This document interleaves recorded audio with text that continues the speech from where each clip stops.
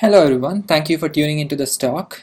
My name is Theja. The title of this talk is Interactions Between Learning and Decision Making. The material presented today is going to be based on the papers listed here. The situation that this talk applies to is this. Let's say I want to make a decision. I have n examples or observations of what I call training data. Each example is a feature labeled pair. I also have m new features with which I need to make a decision. That is, I want to somehow obtain labels for these new features and based on these labels pick a decision from a set of possible decisions I can make. Here are a couple of decision making scenarios. Given features about the nodes of a power grid, how do I schedule a maintenance plan? And given features about a bunch of stocks, how do I pick a portfolio with great returns? These decision problems might be coupled over current data. So there are two steps, a learning step whose output is a prediction model and a one-shot decision-making step whose output is a decision. The way these two steps are linked together is that the predictions become parameters of the decision-making step. And this is ubiquitous in a lot of engineering and business areas. Maintenance scheduling and portfolio optimization are just a couple of examples that I mentioned. Let's talk about what we usually do in this setting. We first learn one prediction model. Then we use the model to come up with predictions given the current set of features. Then we plug these predictions in an optimization program or a mathematical program and solve for a decision. What is missing in this workflow is that the link between learning and decision making is ignored completely while learning and while decision making. The core theme of this thesis is to highlight this link between the two steps and how knowledge about one step can aid the other step. So in this theme, I'll discuss two goals and two solutions that we came up with to reach those goals. The first solution addresses the following goal. We want to investigate learning in the setting where we have prior knowledge about decision making. I call this an instance of decision-driven learning. More specifically, I'll investigate generalization of learning and how it is affected if we know that the decision optimal value lies in a known interval. The second solution addresses the following goal. We want to investigate decision making in a setting where we know something about learning. I call this an instance of data-driven decision making. More specifically, I'll focus on what one can say about something called decision feasibility if the parameters of the optimization problem or the decision problem are estimated from finite data. The outline for the rest of the talk is as follows. For each goal, I will follow this template. First, I'll provide some motivation and then state some workflows which account for the link between learning and decision making explicitly, and then finally give some theoretical benefits that the proposed workflows enjoy. So let's dive into the first part, decision-driven learning. Let's say we are in charge of maintenance of the power grid of New York City.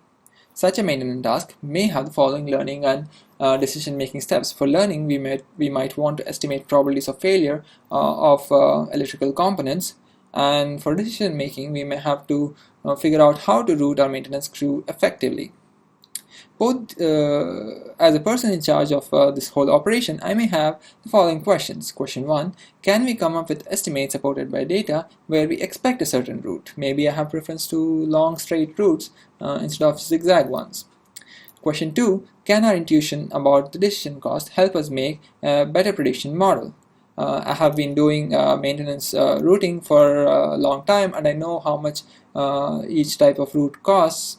Can that information be of any help? Both these questions are not answered satisfactorily by any existing methods. With respect to the second question, we can even ask something even more basic. How do we incorporate prior knowledge? What we see is that it's usually through a regularization term or a base in prior on the prediction model that tries to maybe reduce the L1 or L2 norm of the model parameters. But in my experience, managers don't usually think in terms of the prediction model parameters. In fact, we could argue that it is somehow more natural for them to think about or have intuition about how much it's going to cost to solve this particular decision problem, and maybe some intuition about the decisions themselves. And that's the kind of knowledge we want to incorporate while learning the prediction model. And that's how we make use of the link between decision making and learning in this part of the talk. So how do we incorporate this decision making knowledge? How do we exploit this link? The answer is, to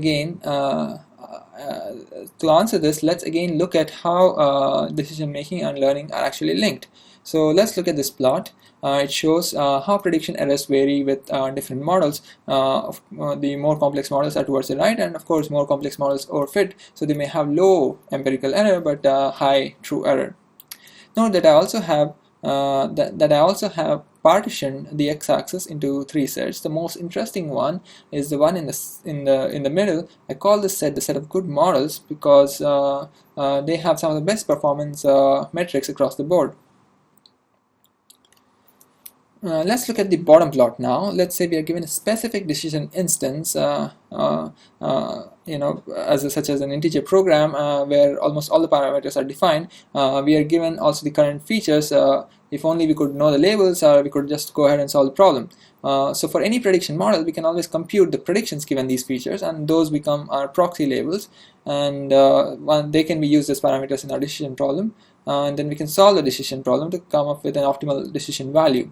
So the second plot is actually on the y-axis, plotting this optimal decision value as we keep changing the model on the x-axis. So this plot shows how the optimal objective value changes as we pick different prediction models for the same decision problem instance. So without loss of generality, let's assume we are minimizing. So I've shaded the region corresponding to good prediction models which have low error values for both error metrics.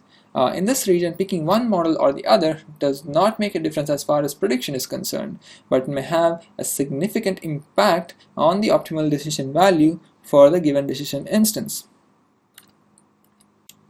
In particular, there are pessimistic models which lead to higher costing optimal decision values, and there are also optimistic models which further reduce the optimal decision values. As a manager, I would be very interested in knowing this variation. This is very useful information to me. I'm also now looking at learning and decision making together instead of treating them separately. To explore this range of variation of the decision cost over the set of good models in a parsimonious way, we can do a joint optimization that I show next. So I call this joint optimization the simultaneous method. In essence, what I'm trying to do is I'm trying to model, predict, and take a decision at the same time. The output of the simultaneous method is going to be both a model f star and a prediction and a decision pi star. So there's two terms in the objective. The first is going to be the model training error term here, which is the usual ERM loss function with a regularizer. The second term is the optimal decision value here. I have denoted it as the minimization of decision cost over the feasible set of decisions.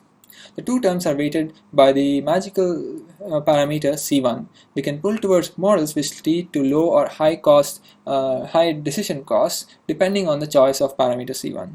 If C1 is positive, then it's an optimistic viewpoint. It pulls us towards models that lead to lower cost decisions. And if C1 is negative, it is pessimistic and pulls us towards models that lead to higher cost optimal decisions. So let's revisit the baseline sequential method, which is what people usually do. It ignores this important link between learning and decision making. So here we are learning a model f star first, and then we are using the predictions using model f star to determine a decision pi star. There is a single model and a single decision typically, and clearly it overlooks the fact that there may be multiple prediction models giving different decisions. Let's take a look at the Power Grid application in light of these two methods. So let's say I have the following feature space. Each point corresponds to Power Grid. It is two-dimensional. Let the two features be the number of cables at the node and the average number of cables at the node, both standardized. The training data are shown as pluses and circles, which are the two classes. The plus class has high probability of failure and the circle class has low probability of failure. In terms of the prediction task, all we want to do is we want to build a model to predict failure or the probability of failure. For decision making, let's say we have a specific concrete decision problem which is an instance on 6 nodes, and we want a maintenance route on the 6 nodes, which is effective in some sense. The features related to the nodes are shown as blue triangles here. So given these two learning and decision making steps, how do we go about modeling and actually picking the route? Of course, we will try to use the sequential and simultaneous methods we just spoke about. So let the black line represent the decision boundary of a logistic regression classifier using the sequential method, ignoring the link between learning and decision making. So let the red line correspond to a model we get from the simultaneous method, where we take the link into account. So given that both the estimation models are about equally good in terms of empirical error, there seems to be 4 misclassifications. How do they perform in route selection? How is learning alone different from learning and decision making together? To understand that, let's look at what these models are predicting for the blue triangles, which are the current features. Both models seem to be predicting similar values for all the triangles except the triangle that I've highlighted. According to the sequential method, this node has about 50% chance of failure. The same node has a lower probability of failure according to the simultaneous method. How does this affect our maintenance route selection? I'll show the two routes that we get from each method and contrast between them to better understand this decision making part. So here is the first route. It is due to the sequential method. Let me explain what this diagram shows first. It is showing our decision instance. So each blue triangle on the previous slide corresponds to a node here. The edges between the nodes are the physical distances. The numbers in the nodes are the predictions by the sequential method. So if we optimize for something called the minimum latency, we get a solution highlighted in pink, and it costs about 93.4 units. This minimum latency problem is also known as the traveling repairman problem, and a variation of that can be written as a mixed integer nonlinear program. I've skipped the details here for now. So that's the actual decision making problem, which takes in the probabilities of failures as parameters. So let's look at the second route. It is the same decision instance but with the route picked by the simultaneous method for a specific value of C1. Notice that the predictions look similar to the sequential method as we saw earlier, except for the node on this far left, node number 6, whose probability of failure dropped from 0.5 to 0.29. The simultaneous method picks a different route, and the resulting cost is lower.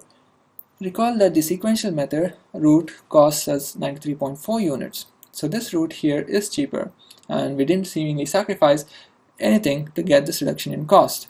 The empirical performance of the two models is the same, but one is giving us a lower costing route. As a manager, I would like to know that. That's something I care about, and that's the bottom line.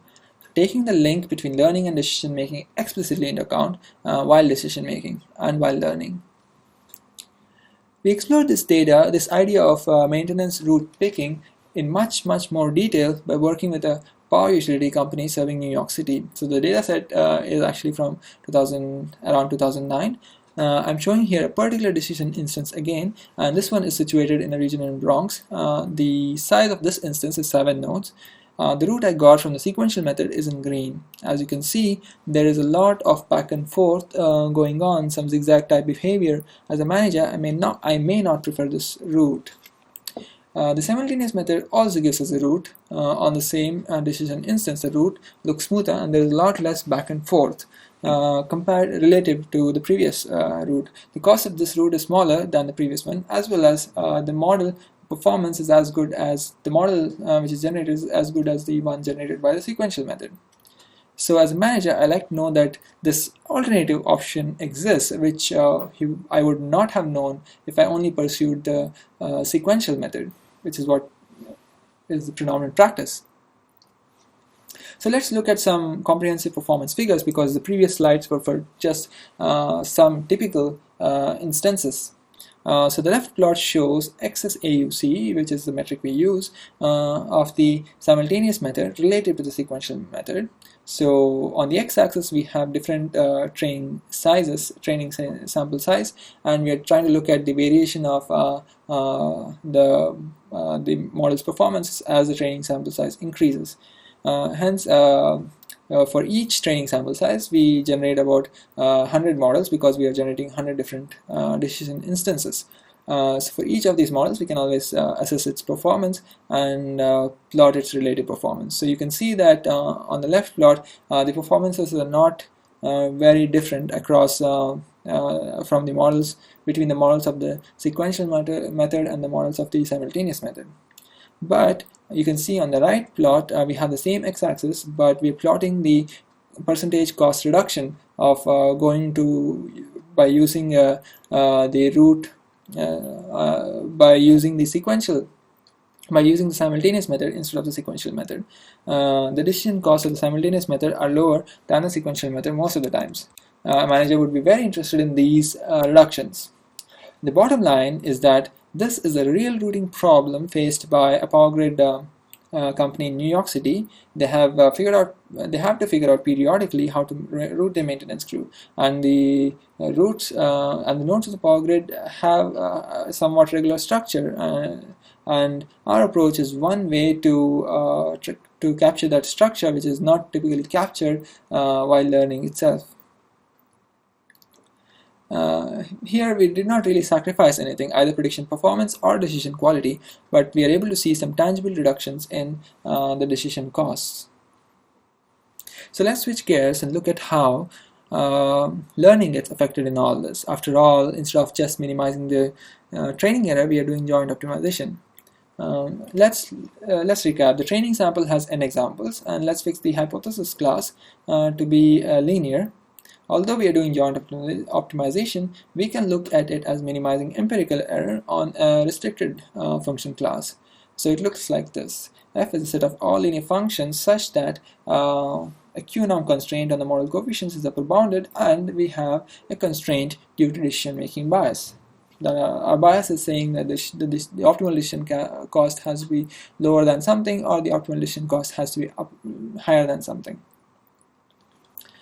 So the last constraint can be fairly complicated. So let's say our unbiased function class is this circle here. The decision-making bias can make the class look like this middle figure. This may be hard to analyze. One way we alleviate this problem is by constructing a relaxation such that the set in the middle is a subset of the relaxed set. And this relaxation is hopefully easy to analyze. In particular, this is the definition of the relaxed set that we're gonna use. It has v-linear constraints in terms of model beta. Think of these hyperplanes as somehow outer approximating the original decision bias surface by a polygon. Of course, depending on the actual decision problem, the number of constraints and the values of the constraints, values of the coefficients will change.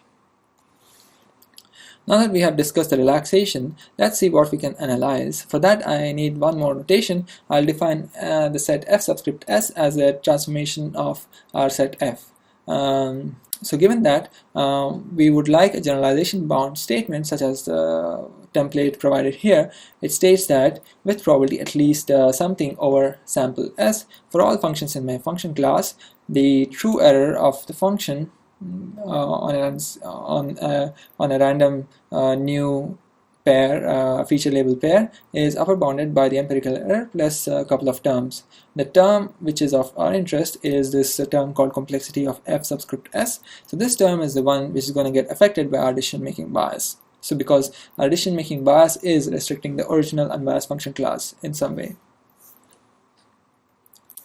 Our result will be combinatorial in nature, and it will involve counting integer points in polygons. Here are the two polygons that will feature in the result. The first polygon is parameterized by a number k. It is a set of all integer points such that the sum of their absolute values is upper bounded.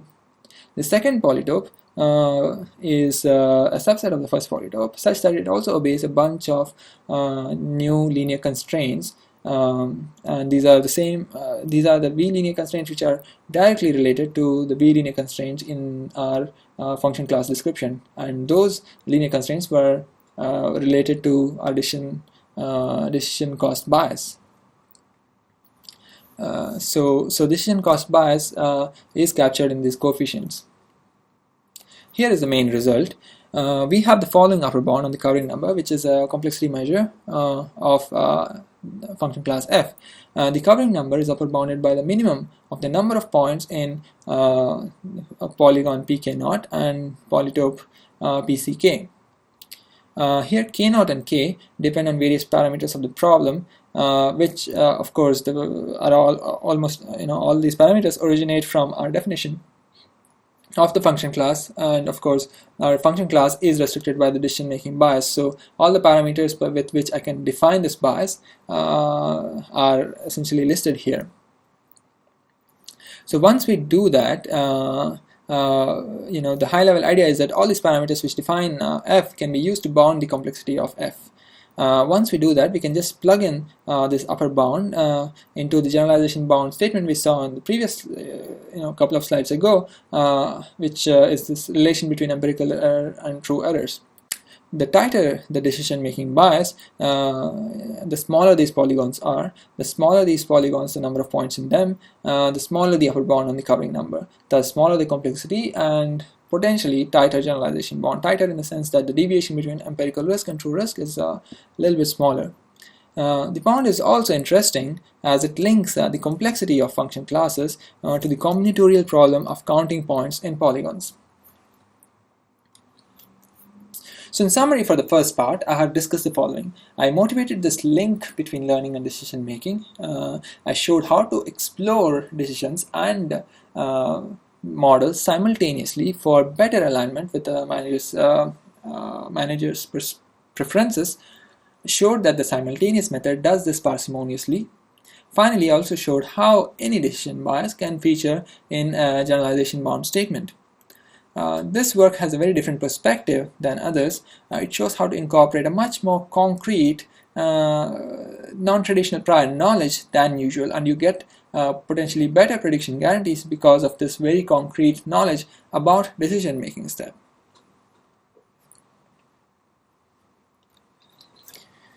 Let's look at the second topic, data-driven decision making.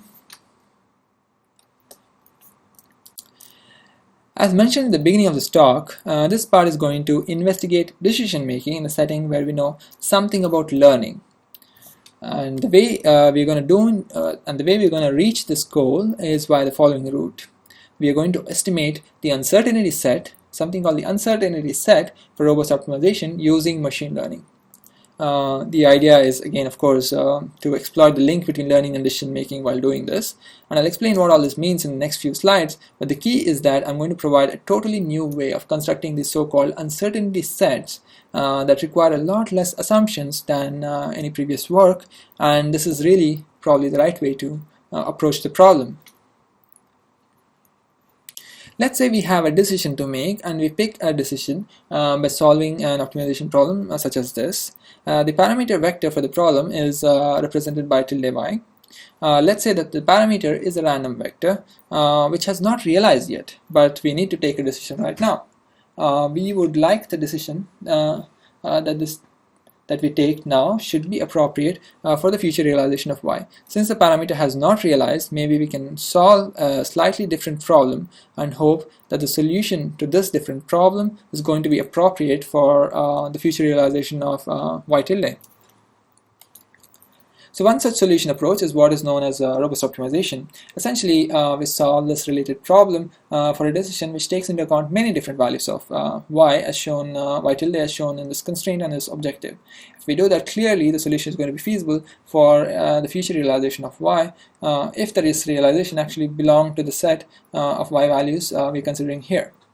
Notice that this approach is worst case in nature and is trading feasibility for optimality. We're being conservative and we don't want to make u too big, but also we don't want it to be too small so that it captures only a part of the possible realizations.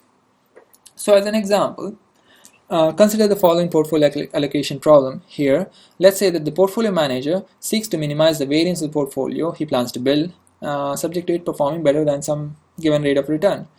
If the returns are not known, then we may have to resort to a robust problem which looks like this.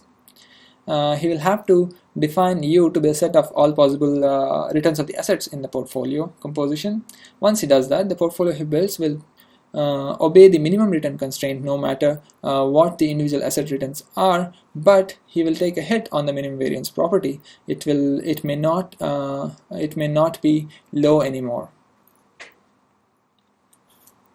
There are multiple ways to define the set of possible values of y.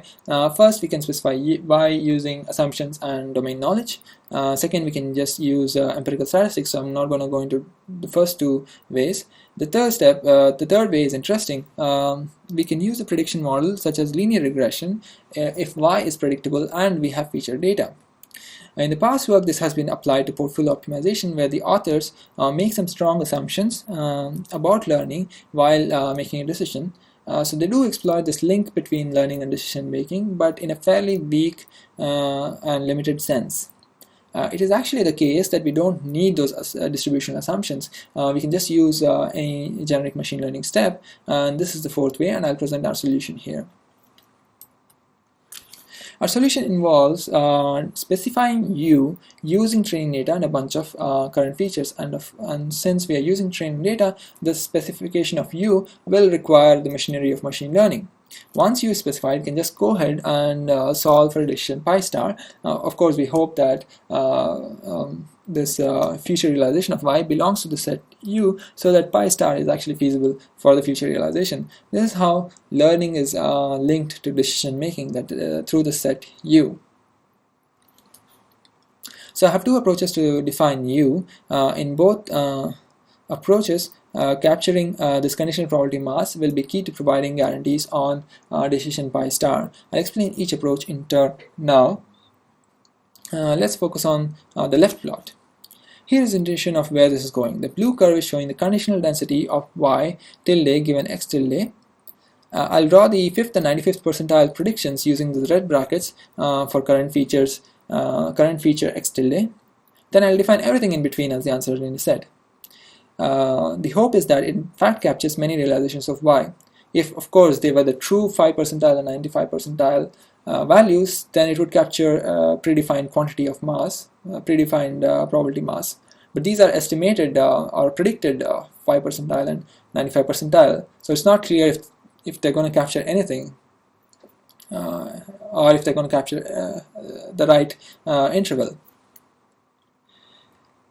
Let's look at this from a different perspective. Let's plot the training data of y training data points in a plot of y tilde versus x tilde, as shown on the right.